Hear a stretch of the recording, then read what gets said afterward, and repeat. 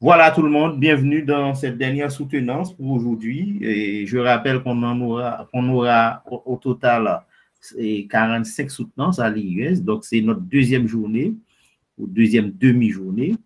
Donc, dernière soutenance du jour, on accueille Virginie Pierre qui va en 8 minutes nous présenter son travail.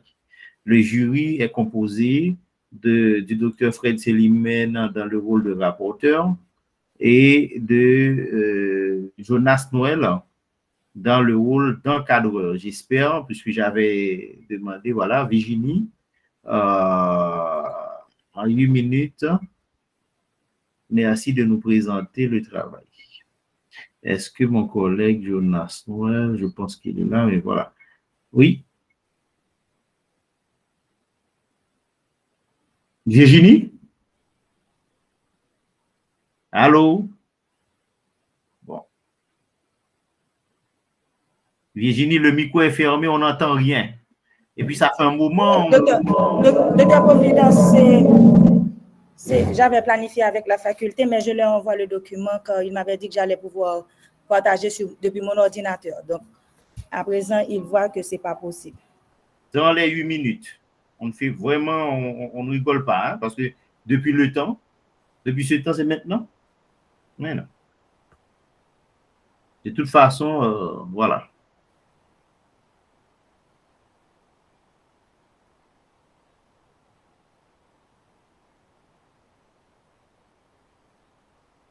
Virginie, tu as la parole.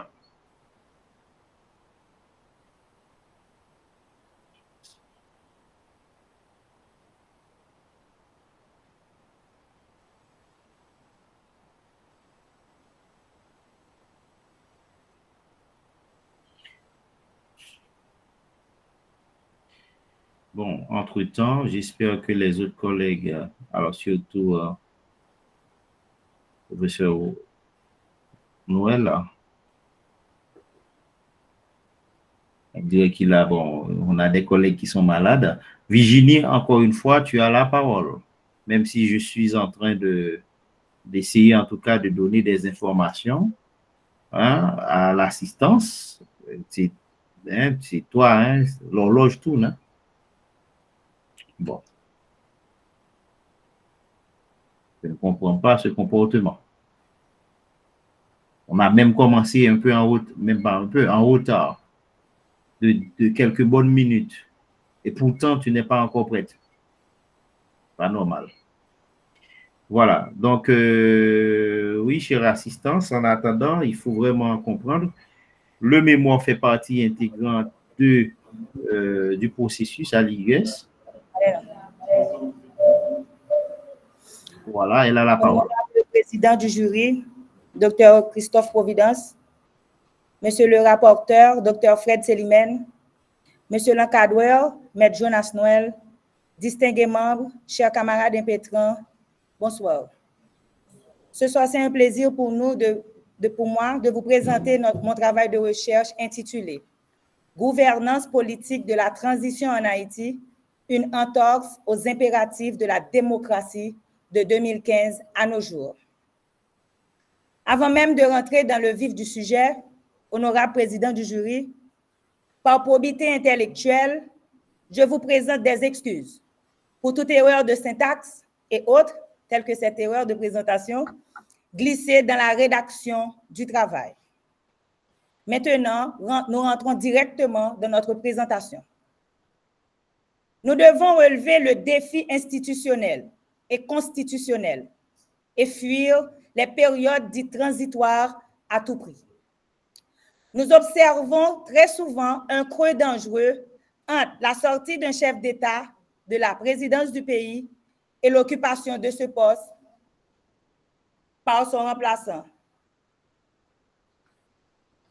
En 2015-2021, à nos jours,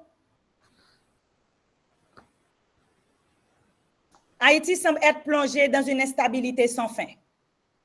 La transition semble être un régime politique pour Haïti.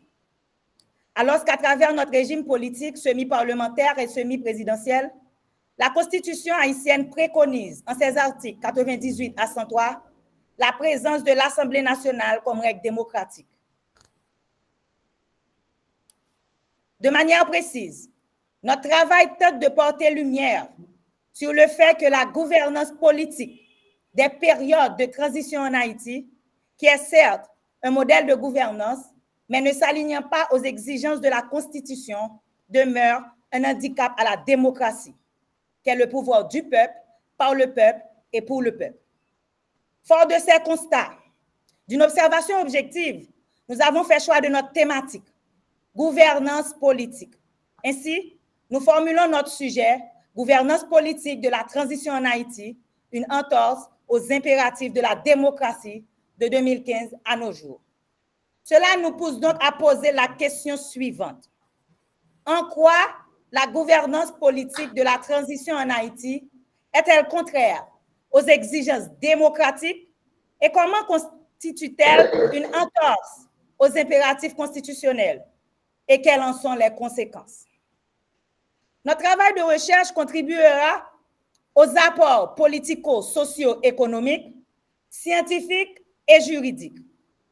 Disons que sur le plan académique et scientifique, notre travail pourra faire avancer le monde scientifique, notamment les sciences juridiques. Sur le plan socio-économique, ce travail permettra aux dirigeants et partis politiques d'avoir une conscience éclairée sur la gouvernance politique et voir la nécessité d'assurer la transmission du pouvoir démocratique de manière constitutionnelle. Sur la base de cette conscience, le peuple bénéficiera de la retombée de la gouvernance. L'objectif du travail est de démontrer que la transition à travers sa gouvernance entrave la bonne marche de la démocratie, surtout dans un pays comme Haïti. 2 minutes? Il te reste 2 minutes. Pour réaliser ce travail, nous avons utilisé les méthodes documentaires, comparatives et d'observation. Comme résultat, nous avons croisé les informations telles que, dans une transition politique, les exigences de la démocratie ne sont pas tenues. Dans le viseur de notre travail, l'indépendance du pouvoir judiciaire est beaucoup plus entravée. Il y a la marginalisation du pouvoir judiciaire. On a souligné les conjonctures politiques et l'instabilité grandissante vers les pouvoirs anticonstitutionnels. Il y a l'absence d'un dialogue national inclusif. À chaque transition politique, la Constitution est en mode veille. On a découvert des résultats sur le plan national et international. En somme, notre travail de recherche, après avoir scruté les différentes parties précitées, on a pu constater que notre problématique précitée constitue effectivement une entorse aux impératifs constitutionnels. Alors, on a proposé des pistes de solutions, comme une réforme constitutionnelle en profondeur, travailler pour le respect intégral de la Constitution, créer un mécanisme strict pour faciliter l'application de la Constitution, mettre en place un conseil constitutionnel et faire du conseil électoral un organisme indépendant permanent. Il faut pourtant dire que le travail de l'homme ne peut être parfait. Tel est donc le cas pour le nôtre, car c'est un sujet vaste et persistant de notre société. Malheureusement, le pays souffre du syndrome du provisoire. Cependant, il reste ouvert à l'appréciation du jury et pourra servir à l'avenir à tous ceux qui en veulent en faire une continuité. Car même en disant cela, nous avons oublié que la démocratie dont on parle n'est jamais acquise de manière définitive dans le pays. Merci. Merci Virginie pour la présentation. Et ça sert de leçon à tout le monde. Hein? Et quand vous avez à faire une présentation, c'est à vous de vous préparer à l'avance, de tester tout ce qu'il y a à tester. Hein? Parce qu'on ne va pas non plus oublier qu'on a un programme à suivre, donc des créneaux à respecter. Voilà, donc sans plus tarder,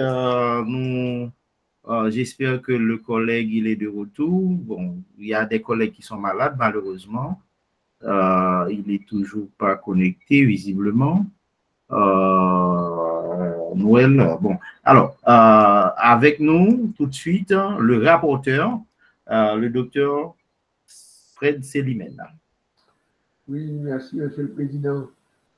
On dirait que j'ai vu Jonas Noël connecté à l'instant. Jonas, tu es là? Je suis là, docteur Fred. Ah, il est là, d'accord. Tu vas bien? Oui. Ah bon, je vais bien. Et pour vous? Mais ça va? Je crois que tu étais malade. Non, je n'étais pas malade parce que, en fait, j'ai une étudiante qui présente en fait son travail, donc je dois être là. D'accord, très bien. C'est Alors, un problème d'Internet. ok. Bon, je vais commencer par demander à Virginie Pierre, qu'est-ce que tu fais comme activité, Virginie? Tu travailles où?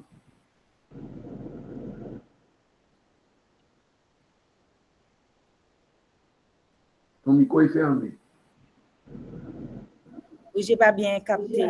S'il vous plaît, reprenez pour moi. Ton métier, ton activité professionnelle. Oui, oui. Ton activité professionnelle. Ton activité professionnelle. Quelle est mon activité professionnelle? Oui. Je suis diplomate de formation, mais je suis conseillère spéciale aux affaires diplomatiques. Tu travailles dans un ministère actuellement? Oui. D'accord. Je comprends bien. Oui.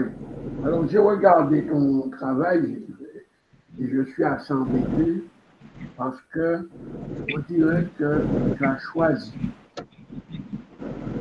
ta forme. Tu as choisi ton cadenas, ton canevas. Les règles de l'IS ne t'intéressent pas. Les règles de l'IS ne te concernent pas. Ça ne s'applique pas à toi. Je vois que tu as mis des parties. Il y a 3 parties pour 3 chapitres. Ça n'existe pas. Dans une partie, il y a des chapitres. C'est pourquoi nous n'avons pas de partie dans le canevas. Ça n'existe pas chez nous. En mémoire de licence avec 3 chapitres, on ne doit pas demander aux étudiants de faire des parties. C'est compliqué leur vie inutilement. Donc, si tu regardes bien le canevas de l'IUS, les parties n'existent pas. Il y a des chapitres. Chapitre 1, chapitre 2, chapitre 3. Et pour que l'étudiant ne s'y perde pas, nous avons limité le nombre de chapitres à 3 pour que certains étudiants n'aillent pas à 10 chapitres, 20 chapitres, etc. Donc 3 chapitres, c'est largement suffisant pour rédiger un travail correct. Et malgré ça, beaucoup n'y arrivent pas à faire en tout propre. Hein? Donc 3 chapitres, maximum 65 pages, 65 pages. Donc nous limitons les choses. Toi, tu as ajouté des parties alors que ça n'existe pas. Deuxième remarque, dans les parties, et on peut dire les chapitres, puisqu'il y a un chapitre par partie, les paragraphes, les sections et les paragraphes se succèdent. Par exemple, si tu vas dans ton travail, page 21, page 32, tu verras qu'il y a chapitre, section, un titre, un autre titre. Il y a une série de titres. Hein? Page 21, page 32, enfin, c'est tout à fait fréquent. Mais il n'y a pas l'ordre exigé, imposé par l'établissement. L'établissement a donné un ordre. Et je pense que le canevas, tu l'as comme tout le monde. Que le canevas a été distribué par le résident Providence dès le mois dès qu'il a commencé son cours de méthodologie. Il a distribué, je sais, le canevas, le calendrier, toute une série d'éléments, et dans les étudiants à rédiger leur mémoire. Alors moi, je suis assez embêté par ça parce que, en plus, tu mets ta table des matières dans la bibliographie, tu mets la bibliographie dans la table des matières. Si tu regardes la page 49, tu verras qu'il y a à la fois table des matières, bibliographie, etc., sommaire, donne toute une série de titres à la page 49, table des matières, table of contents, alors que ça n'existe pas chez nous, bibliographie, sommaire, tout ça dans le même titre, dans une page. Donc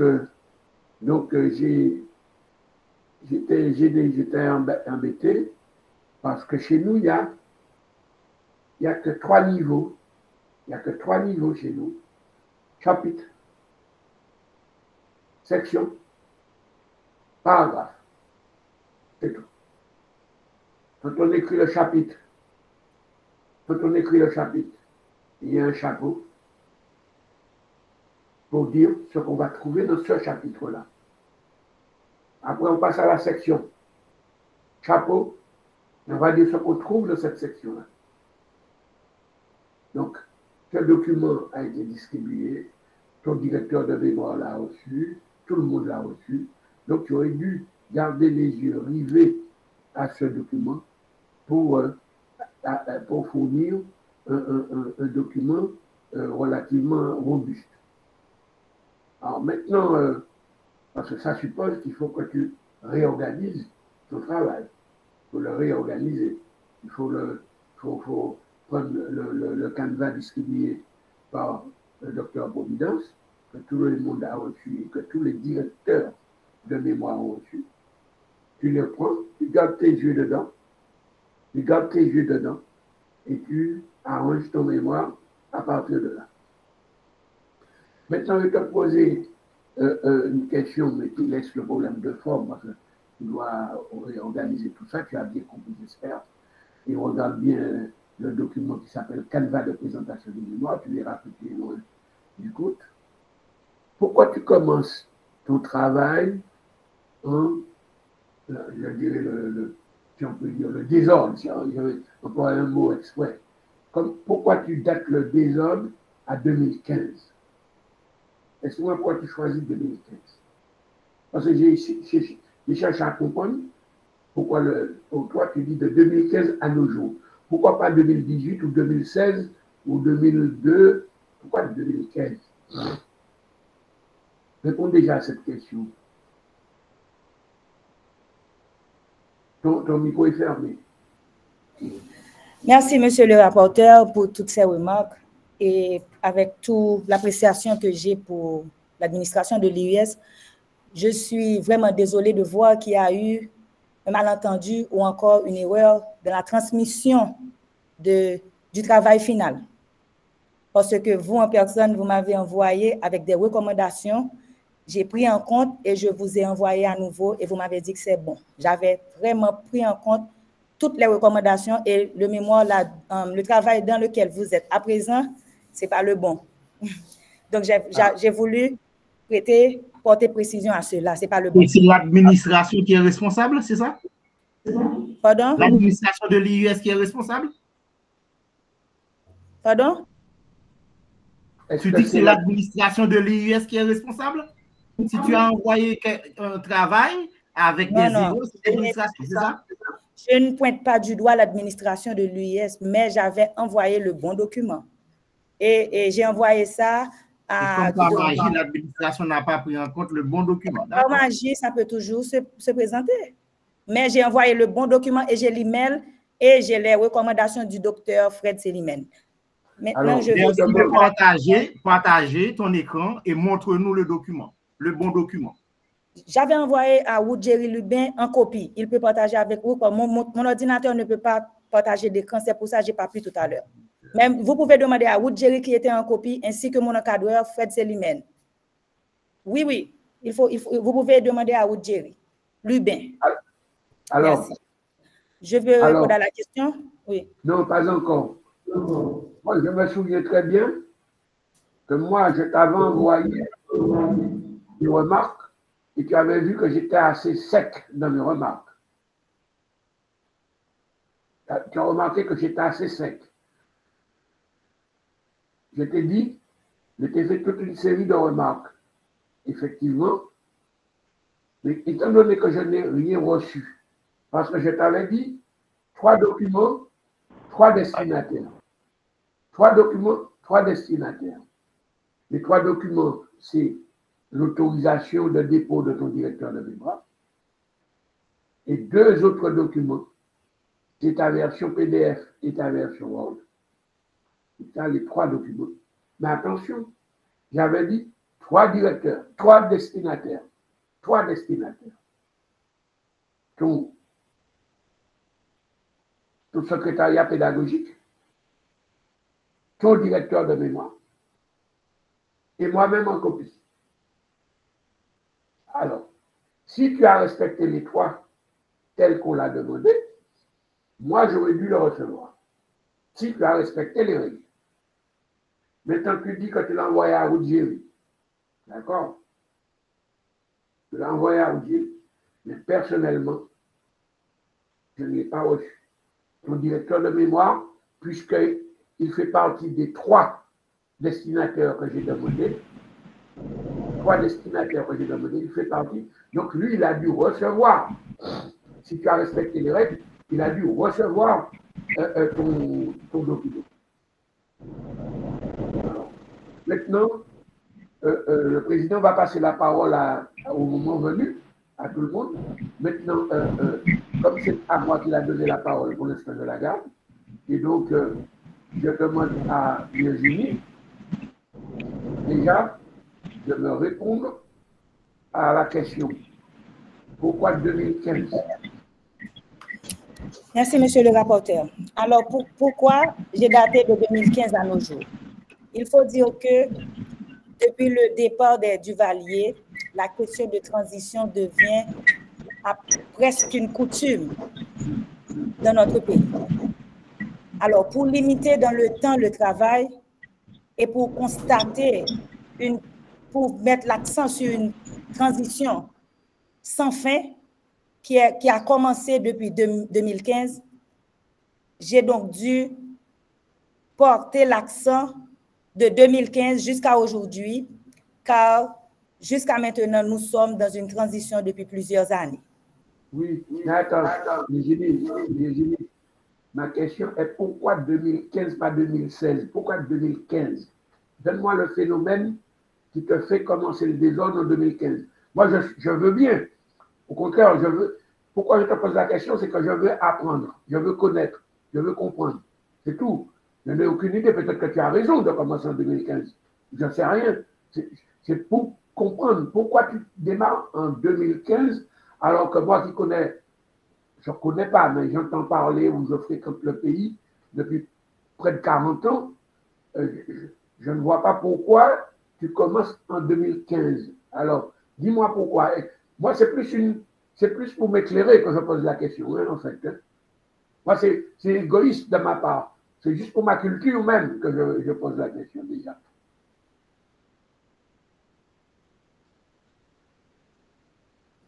Alors, j'ai porté l'accent sur la date 2015 spécifiquement.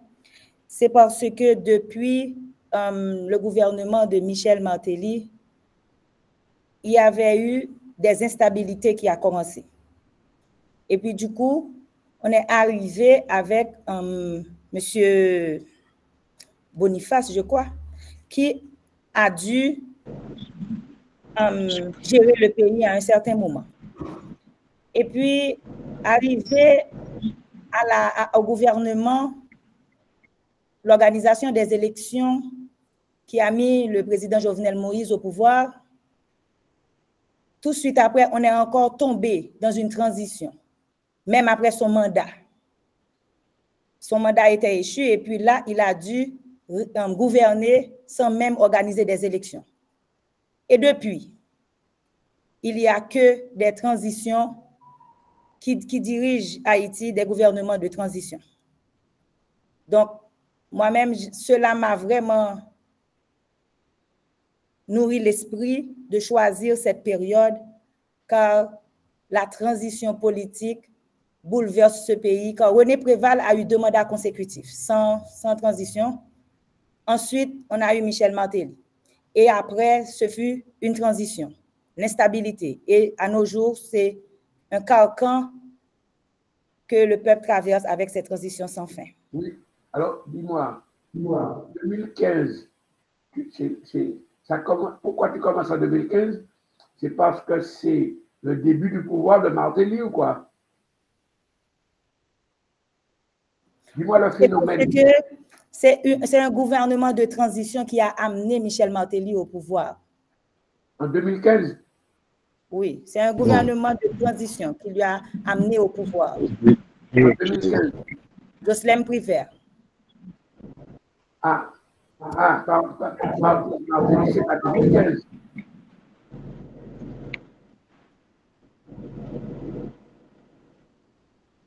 Non, Martelly, c'est pas 2015, Martelly, non. Martelly, c'était en 2011. Pas voilà. C'est pourquoi moi, en fait, je ne connais pas tout, mais je connais un petit peu des points de repère. Sans connaître les détails, j'ai des gros points de repère globalement comme ça. Et moi, je me dis, pourquoi elle a choisi 2015? Est-ce qu'il y a quelque chose qui s'est passé en 2015 que je ne maîtrise pas, que je ne connais pas tout? Mais non. Je me suis dit, il y a dû avoir quelque chose qui s'est passé en 2015 que je n'ai pas suivi, que je n'ai pas compris. Alors, je comptais sur toi pour me le dire, parce que tu pourrais commencer en 2011 ou en 2016 ou en 2000. C'est ça qui me gêne. Tu vois, dans le titre quand tu choisis un titre, il faut que ça soit percutant, hein, cohérent et justifié. Un titre, si je dis que je démarre telle chose à telle date, je sais pourquoi je le démarre à telle date. C'est un problème de fond, là. C'est plus de la forme, comme tout à l'heure. Hein. Tu vois, je démarre par exemple, la France en 1789. On va me dire, pourquoi 1789? Pourquoi pas 1790? Pourquoi 1789? Pourquoi? Mais j'ai des arguments. La Révolution française, tu comprends? J'ai des arguments. Pourquoi je démarre quelque chose là? Tu vois, quand on démarre un phénomène à une date précise, c'est qu'il y a un événement qui donne soit une rupture, soit une trajectoire qui conforte la trajectoire, qui conforte la tendance. Hein? C'est pourquoi j'insiste sur le titre. Il faut trouver quelque chose qui justifie ton titre. Il faut toujours justifier son titre. Bon.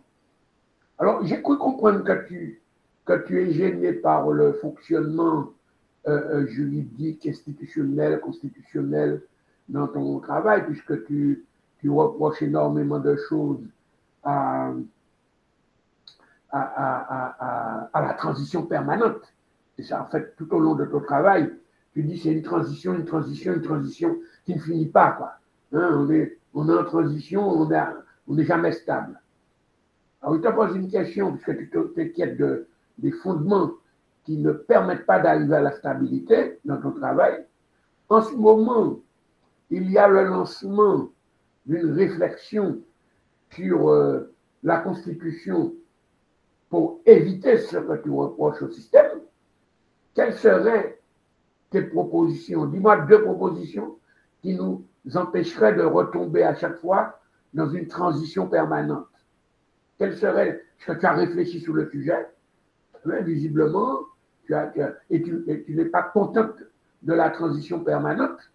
Alors ma question est, dans la Constitution qui se débat en ce moment, quels sont les éléments qui nous permettraient de bloquer le passage de la transition, mais d'arriver à une stabilité? Quelles seraient tes 2? Je ne te demande pas 10 propositions, je te demande 2 seulement.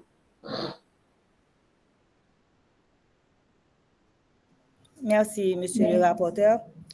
Et après notre travail, on a compris que il faut à tout prix éviter la transition. Alors, premièrement, dans la Constitution, on devrait, alors j'aimerais ou bien on devrait imposer les arrêts de mandat. Il ne faut pas avoir de coup d'État. Il faut avoir des articles qui éradiquent les coups d'État et imposent le respect du mandat du gouvernement de l'époque. Ça, c'est ma première. Mais la Constitution ne peut pas exiger ça. Hein? Bon, moi, dans la réforme constitutionnelle, il faudrait exiger le respect du mandat présidentiel. Parce que si le président n'arrive pas à la fin de son mandat, à chaque fois, à chaque mécontentement du peuple ou bien d'un groupe, il y aura toujours des transitions. La deuxième chose que je dirais en fait, qu'il faudrait mettre en place un conseil constitutionnel. Car certes, on a un conseil constitutionnel dans les écrits de la Constitution, mais il n'est pas mis en place. Donc, le conseil constitutionnel sera bien évidemment présent afin de faire respecter les normes de la Constitution. Et comme ça, par ces deux propositions-là, je pense qu'on aura point de transition. Merci. Je pense que c'est comme ça que les choses vont se jouer. Je ne suis pas sûr. Je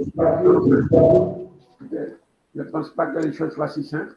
De toute manière, moi, je pense que ton travail sera beaucoup plus fluide quand tu auras structuré ton travail tel que je l'ai demandé, sauf si tu dis que tu l'as envoyé, je ne l'ai pas reçu. Bon. Alors que j'ai bien dit 3 destinataires, dont moi, je ne l'ai pas reçu. Donc au moins là, tu as péché. Au moins là, tu as péché. Tu as péché, tu ne l'as pas envoyé aux 3 destinataires. Tu l'as envoyé à un, à Oudjil. Bon. Donc, alors j'ai demandé 3. Bon. Tu as péché là. Mais quand tu vas repenser les choses de façon structurée, tu vas voir, tu vas mieux maîtriser l'objet. Tu vas mieux maîtriser l'objet de ton travail. Tu vas te sentir beaucoup plus à l'aise et tu vas faire énormément de progrès dans le fonctionnement des institutions elles-mêmes. D'accord? Donc, comme nous avons eu du retard, je ne vais pas garder la parole. Désolé, Président, d'avoir gardé la parole si longtemps. Je te la redonne. Non, d'accord. Merci, cher rapporteur. Alors, c'était utile, hein, ce débat, mais avant de passer la parole à l'encadreur, notre cher collègue Noël, je rappelle qu'il s'agit d'un exercice d'apprentissage pour tout le monde. Hein. Quand on donne à faire des corrections, on dit voilà.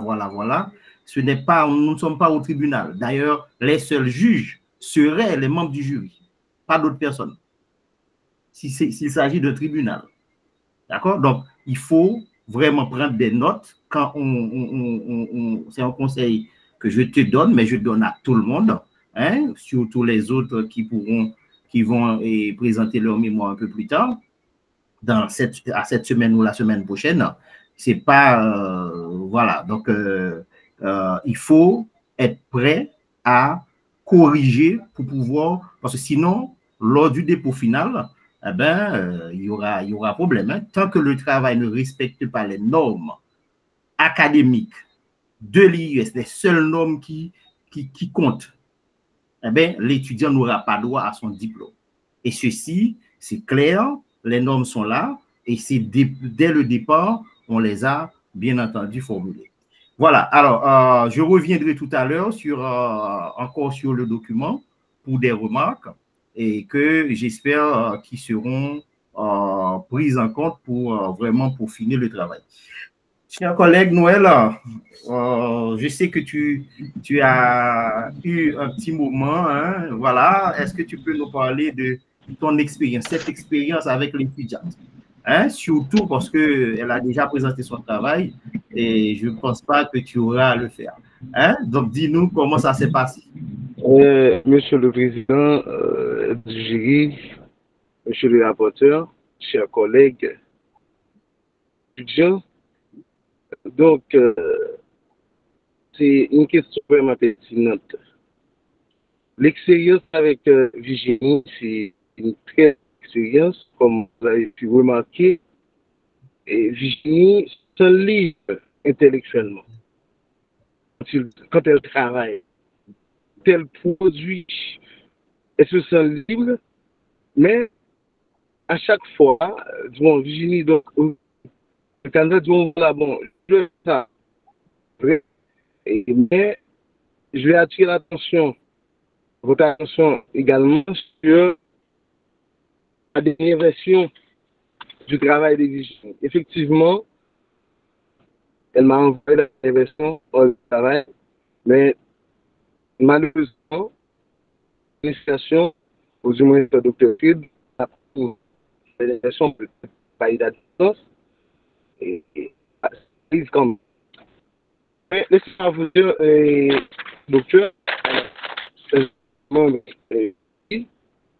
en tant que cadreur, j'ai pu observer une réelle évolution dans sa capacité à problématiser, à structurer sa pensée et augmenter avec méthode et argumenter méthode. Bien entendu, comme tout travail universitaire, ce mémoire n'est pas exempt de limites. Toutefois, il constitue, à mon avis, une contribution pertinente et critique à la réforme démocratique auquel il fondé.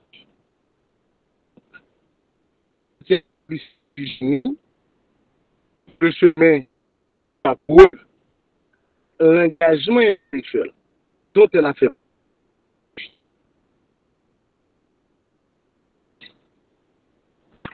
Juste avant de tester, peut-être l'étudiant l'étudiante qui soutient son mémoire aujourd'hui est très sur cela qui tout le monde.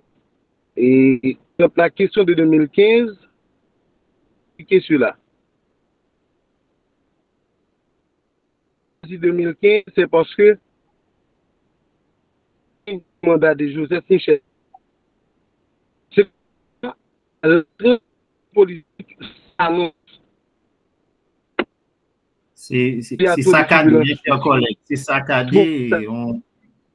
On t'entend très difficilement. Et puis, bon, je te prierai de ne pas répondre aux questions parce qu'elle a répondu. Et s'il faut justifier, il faudra justifier dans le texte.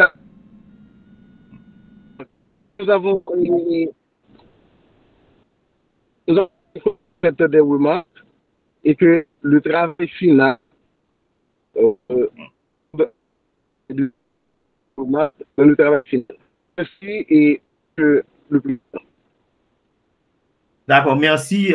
Au fait, quand on dit de justifier, c'est vrai que on peut toujours répondre, mais c'est dans le texte. Quelqu'un qui a le document en main n'aura pas une voix pour vraiment lui dire comment apprécier le travail. Alors, c'est un travail et globalement en termes de remarques, et j'espère qu'elle va prendre des notes, parce que c'est ça aussi le but du jeu. Il y a des éléments à corriger, et fondamentalement. D'abord, il y a une utilisation abusive, j'insiste là-dessus, de majuscules dans le texte.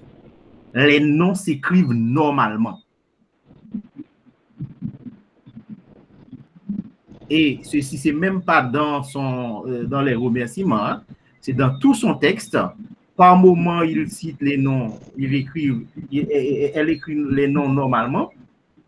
Par moment, elle met, je ne sais pas moi, pour Pierre en majuscule, etc., etc. Non, ça ne se fait pas dans un travail académique.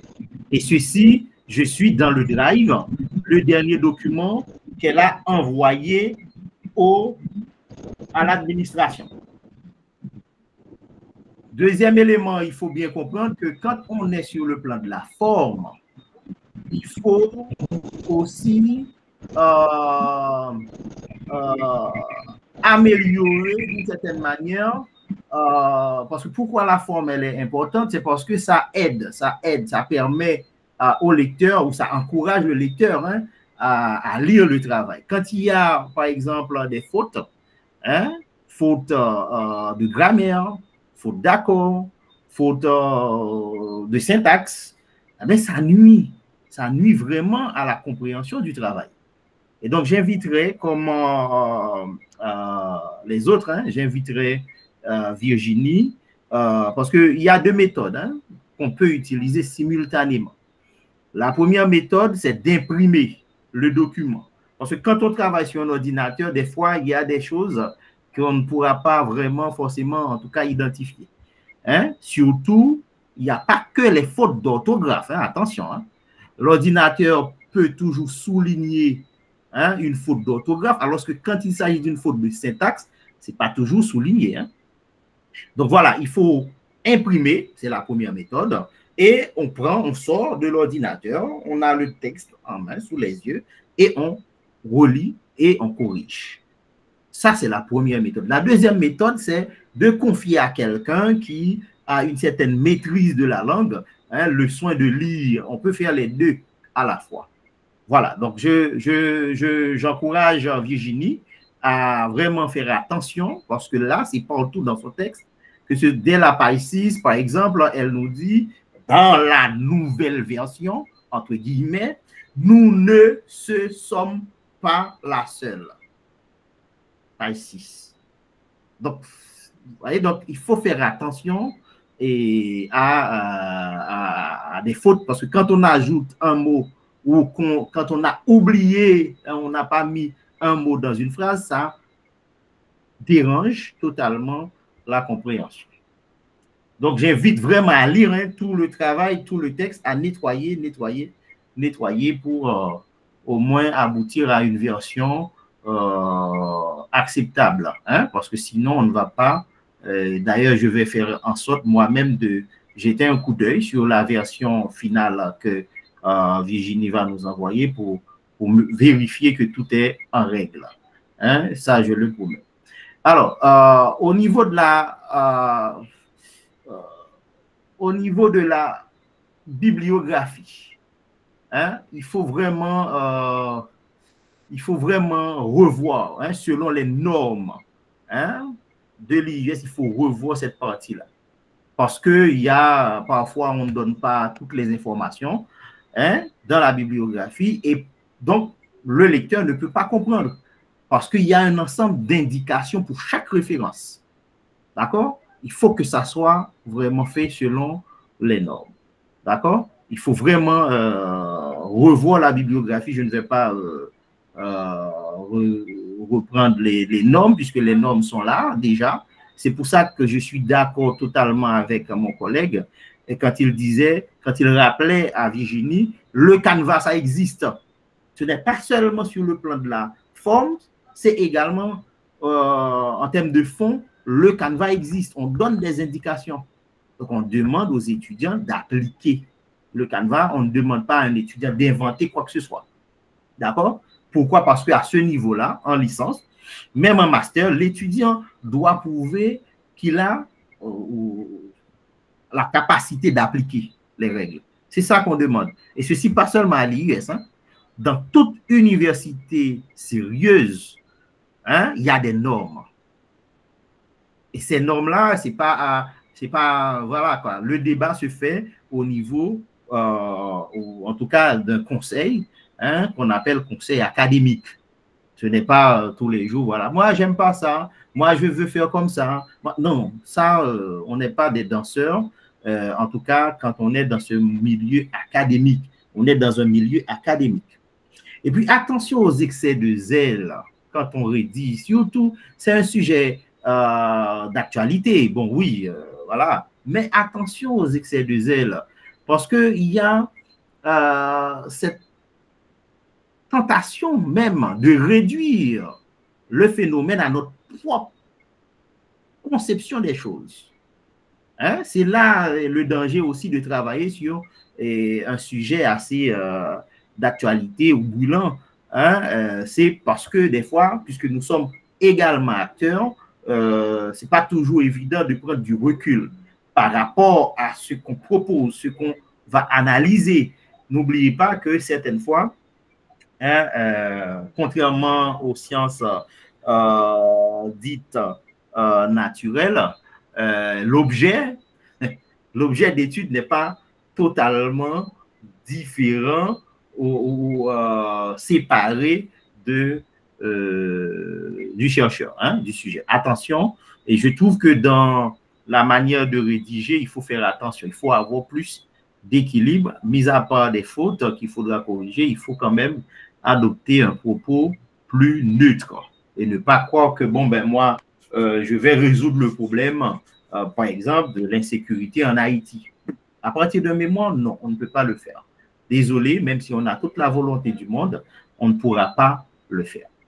Bon, sujet d'actualité, délimitation temporelle, il faudra justifier effectivement, il faut montrer que, bon, ben, compte tenu de voilà pourquoi, voilà, et 2015, c'est la bonne date, on justifie 2015, à 2024, voilà, on va analyser, voilà. Il faut justifier dans le texte, et non, vraiment, c'est pas une accusation, non, c'est pour aider à encore renforcer l'argumentaire de l'étudiant.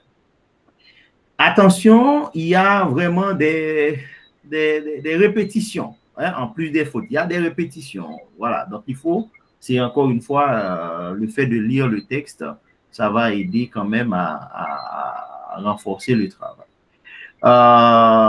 Oui, il y a des références utiles, hein, qu'elle a citées, mais je trouve que des références qui sont quand même, on a pris Aristote, Montesquieu, Kelsen, etc. Il y a quand même des travaux un peu plus récents, hein, et donc il faut actualiser d'une certaine manière les références, hein. Et même là encore, même en utilisant Aristote, Montesquieu, c'est un peu superficiel. Donc, il faut renforcer, hein. C'est toujours le fait de pouvoir prendre du recul par rapport à l'objet qu'on souhaite analyser. Donc, c'est plus descriptif, hein. Le cadre théorique que l'étudiante a mobilisé, c'est très descriptif. Bon, voilà, on met ça, là. Mais on n'analyse pas vraiment pour vraiment tirer des enseignements. Donc, pourquoi pas problématiser autour de ces éléments théoriques, quoi. Voilà. Donc, il faut, sur le plan méthodologique maintenant, et j'inviterais aussi là à faire un effort, vraiment à faire un effort. On est dans le fond du travail, à faire un effort. Parce qu'il faut toujours, c'est comme disait notre rapporteur, on est dans la démonstration, donc il faut toujours justifier ce qu'on fait. Si on utilise ça, on doit dire pourquoi on le fait, pourquoi ce choix. D'accord? Bon, là, malheureusement, elle n'a pas, sur le plan empirique, voilà, elle n'a pas utilisé, voilà, de référence, elle n'a, voilà, pas d'entretien, même, voilà, donc ça, c'est un peu difficile. C'est comme quelqu'un qui est en train de faire un récit de vie, hein? Et c'est ça vraiment, ça manque, hein? Ça manque grandement, hein? Et bon, dans ce cas-là, qu'est-ce que je peux dire? Peut-être c'est au lieu de parler d'aller collecter des données, puisque ça peut être très pénible, d'accord? Mais il faut prendre des éléments de jurisprudence, hein, des choses. Par exemple, comment est-ce que, même dans la presse, même dans, voilà, il ne faut pas parler soi-même, il faut faire parler le terrain. Or, c'est ça manque cruellement. Parce qu'on peut avoir les belles idées. Oui, je veux que, voilà, cette question de transition, c'est fini, c'est derrière nous. C'est bien gentil de le dire. D'accord? Mais si c'était aussi facile, Haïti n'aurait plus aucun problème. On serait parmi les pays les plus développés au monde. Je pense même que les politiciens parlent exactement ce même langage. Si on regarde bien, les mêmes qui sont responsables, hein, quand ils parlent, surtout quand ils ne sont pas au pouvoir, on dit, ouais, ça va être la dernière transition. Et puis, on voit bien que la personne qui est au pouvoir fait tout pour rester en place et il y aura, voilà. Donc, si c'est possible, parce que je sais qu'il y a plein de, sans aller faire, en tout cas, collecter des données, si c'est possible, peut-être il y a des textes, si on prend le Nouvelliste, par exemple, il y a certainement on peut choisir 2 ou 3, je ne sais pas moi, papiers sur cette question de transition, publié dans le Nouvelliste, je ne sais pas, hein, ça va être comme tu as choisi une période, peut-être tu verras, hein, il y a certainement en 2016 ou en 2015, ou voilà, des choses que tu pourras analyser et faire une analyse de contenu sur ces papiers-là. À ce moment-là, ça justifierait grandement tes conclusions. C'est-à-dire, ce n'est pas toi, personnellement, qui, voilà, mais à partir en tout cas, hein, d'un document, hein, un article qui avait traité, en tout cas, cette question-là en 2015, un autre article en 2021, je dis n'importe quoi, 2 ou 3 articles, on fait une analyse de contenu pour dégager les gains, en tout cas, enseignements sur cette question de ce serait vraiment renforcer le travail. Parce que sinon, c'est comme je le dis tout le temps, si on demande à chaque Haïtien de définir Haïti, de dire quel Haïti on veut, eh bien, on aura autant d'Haïti de modèles que d'Haïtiens. Autant. Donc, tout le monde aura raison. Alors que, on aura malheureusement tous tort en même temps. Pourquoi? Parce que c'est le cas aujourd'hui. Eh bien, on ne sait pas quelle direction prendre. On n'a aucune direction. Chacun a un modèle en tête et malheureusement, on ne s'est jamais entendu sur le modèle pour Haïti, pensé par les Haïtiens. Voilà, donc ça, c'est sur le plan méthodologique, c'est très, très important et de voir, et s'il le faut, on pourra faire un petit travail. Et je pense que Jonas, il est là, de toute façon, l'enregistrement est là. On pourra revenir sur ça. C'est vraiment important de faire ce petit exercice d'utiliser des données parce que là, ça manque cruellement. Donc, il n'y a pas d'outils d'analyse juridique vraiment. On aurait pu prendre les textes de loi. Si on prend la Constitution, on prend les éléments, on montre clairement des articles de la Constitution qui seraient, je ne sais pas moi, parce que ça existe hein, dans la Constitution, favorable à un fonctionnement normal, hein, et je ne sais pas moi, le respect des mandats, voilà. Donc, au moins, à l'aide de cette grille, on pourra faire un tableau. Donc, on a des indications sur comment analyser la réalité. Peut-être c'est parce qu'on n'a pas appliqué ça, on n'a pas appliqué ça, on n'a pas appliqué ça.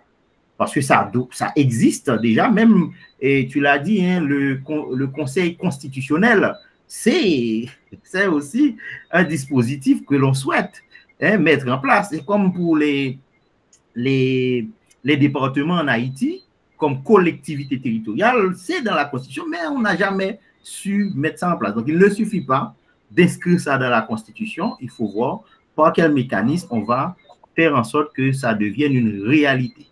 Voilà, en gros, je ne veux pas, bon, dès que tu arrives à préciser davantage ta méthodologie, ça va t'aider à renforcer également l'analyse de tes, parce que ce que tu appelles résultats, là aussi, ça ressemble plus à, c'est des points de vue, voilà, moi je peux avoir mon point de vue sur telle question, mais si je fais la démonstration, j'analyse le point de vue de Fred Selimène, le point de vue de Virginie Pierre, le point de vue de Jonas Noël, et à partir d'une grille d'analyse, j'aboutirai à mon point de vue, ça devient scientifique. Parce que je suis dans la démonstration, je prends du recul, c'est pas sortir de nulle part, c'est pas inspiré de Dieu, c'est en fonction ou à partir d'une analyse réalisée sur ce qui existe. Donc, c'est un peu ce qu'il faut faire. J'invite vraiment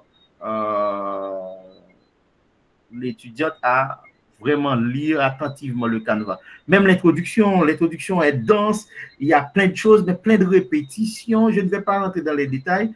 Il faut peaufiner, il faut aller à l'essentiel. Parce que si on ne fait pas ça, ben on tombe dans du n'importe quoi. Voilà. Alors, j'espère que tout a été clair, puisque de toute façon, l'enregistrement sera partagé. Ce sera sur YouTube.